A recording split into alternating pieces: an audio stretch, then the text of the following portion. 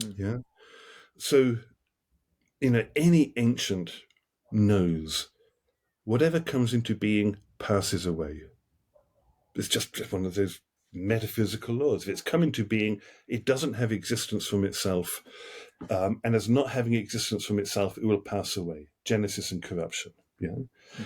Um, and what we've all done from the beginning is exhibit a wrong relationship to life. So if we start with Christ, as I was saying we should do earlier, if we're going to talk about the fall, we've got to start with Christ, not with Genesis. We actually start with Christ historically and hermeneutically. That's the beginning of the discussion. If we start with Christ, then we can realize that, in fact, if we try and preserve our life, we'll lose it.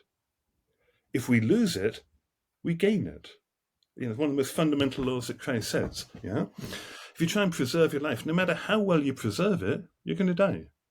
But on the other hand, if you embrace your mortality in a Christ-like way, you will live because you're entering into a mode of life which can't be touched by death because you've entered into it through death. Yeah.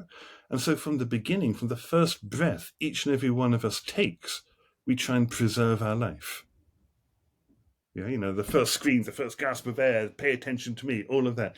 We try and do as Adam did, which is grab from the tree, rather than doing what Christ did, which is voluntarily submit to the tree, voluntarily go to the cross. Yeah. So that then sets up the parallel between those two things. So whatever we're talking about when we talk about the fall, we're not talking about an event in human history 7,000 years ago or 10 million years ago or whatever we might think it is. We're talking about how we, each and every one of us, relate to life and the life that Christ has brought us through his death, which we have yet to grow into and Mm. grow into by embracing that mortality.